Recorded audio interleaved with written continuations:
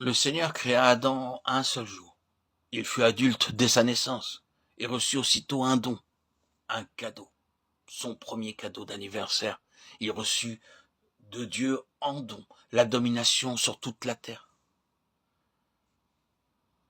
Dieu dit, faisons l'homme à notre image, selon notre ressemblance, et qu'il domine sur les poissons de la mer, sur les oiseaux du ciel, sur les bétails, sur toute la terre, et sur tous les reptiles qui rampent sur la terre. Genèse 1, 26. À ce moment-là, il n'existait pas encore de malédiction. Il n'y avait encore ni épines, ni ronces, ni souffrances, ni mort, ni peine, ni douleur. Sur cette terre merveilleuse, Dieu avait établi Adam comme son roi, afin de lui démontrer son amour. Dieu lui dit, mon cher fils Adam, je t'aime tant que je vais te donner maintenant ton cadeau d'anniversaire. Je te fais roi sur toute la terre, tout entière, roi sur les animaux, sur les oiseaux, sur les poissons.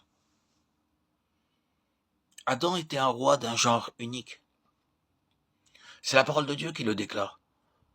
C'est dans ce but précis que Dieu l'avait créé. Mais c'est à cause de son péché, de sa désobéissance, qu'Adam perdit ce privilège. Cependant, l'amour de Dieu ne peut pas changer. Nous pouvons changer, mais jamais l'amour de Dieu ne changera. De loin l'Éternel se montre à moi, je t'aime d'un amour éternel. C'est pourquoi je te conserve ma bonté. Jérémie 31:3. Lui-même dit, je t'ai aimé d'un amour éternel. De plus, il dit encore, car je suis l'Éternel, je ne change pas. Malachie 3:6. L'amour de Dieu ne peut pas changer. C'est pourquoi le dessein en vue duquel Dieu créa l'homme ne peut pas non plus changer. C'est dans ce but que le Seigneur Jésus-Christ est venu sur la terre. Ce qu'Adam avait perdu par sa désobéissance se trouve maintenant restauré, retrouvé, par l'obéissance du Seigneur Jésus-Christ. C'est pourquoi le premier sermon prêché par le Seigneur Jésus parlait du royaume. Dès ce moment, Jésus commença à prêcher et à dire « Répentez-vous, car le royaume des cieux est proche ». Matthieu 4:17. Pourquoi donc le Seigneur a-t-il dit cela? Ne crains point, petit troupeau, car votre Père a trouvé bon de vous donner le royaume. Luc 12:32. Il n'a pas dit jetez un regard sur ce royaume et partez, mais il dit en fait très clairement ne crains point, petit troupeau, car c'est le bon plaisir de votre Père de vous donner le royaume. Ce qu'il donne, ce qu'il offre, c'est pour toujours, pour l'éternité. Il nous offre et nous donne la vie éternelle, ainsi qu'une sagesse éternelle, une gloire éternelle, une beauté éternelle, un amour éternel, une sainteté éternelle, un héritage éternel, un royaume éternel pour l'éternité entière. Et dans ce royaume éternel, nous serons des rois pour toujours. Vous exhortant, vous consolant, vous conjurant de marcher d'une manière digne de Dieu, qui vous appelle à son royaume et à sa gloire. 1 Thessaloniciens 2:12. Nous sommes appelés à son royaume et à sa gloire. C'est à quoi il vous a appelé par notre évangile pour que vous possédiez la gloire de notre Seigneur Jésus-Christ. 2 Thessaloniciens 2:14.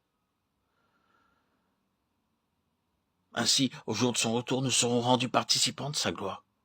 En ce jour-là, il fera de nous des rois pour régner dans la nouvelle création, à condition que nous soyons des vainqueurs qui soient dignes de ce royaume. C'est donc durant notre pèlerinage terrestre que nous sommes rendus participants de Christ d'une manière septuple, participants de sa nature divine, participants du Saint-Esprit, participants de sa sainteté, participants de l'héritage céleste, participants de la vocation céleste, participants de toutes les vertus, de toutes les grâces qui sont dans le Seigneur Jésus, participants de la gloire pour être des rois célestes pour toute l'éternité. De cette manière aussi, nous sommes des collaborateurs avec Dieu pour amener la gloire qui s'en est allée. C'est pourquoi nous devons d'abord apprendre à être des vases, des instruments semblables à Anne, sachant comment prier, en discernant le véritable besoin de Dieu lui-même. Ensuite, nous devons apprendre à être des vases semblables à Samuel afin d'être les porte-paroles de Dieu pour transmettre son message. Nous, en tant qu'Église, nous avons à prier sérieusement. Ô Dieu, veuille accorder à ton peuple des prophètes comme Samuel. Veuille répandre sur tes saints partout un esprit de grâce, un esprit de prière et de supplication. Enfin, Dieu veut nous apprendre à devenir des instruments semblables à David auquel le Seigneur avait confié la vision du plan céleste pour la maison de Dieu. 1 Chroniques 28, 10, 19.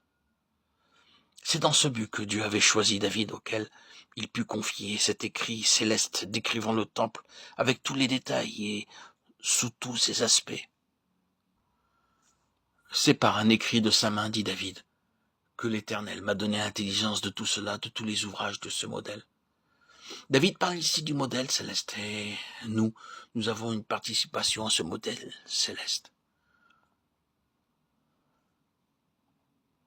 Dieu a appelé, éduqué, préparé David à devenir son collaborateur dans son plan céleste. Nous aussi, nous pouvons devenir entre les mains de Dieu des instruments, des vases qui ressemblent à David. Amen. Alléluia. Gloire à Dieu au plus haut des cieux et paix sur la terre aux hommes qu'il aime.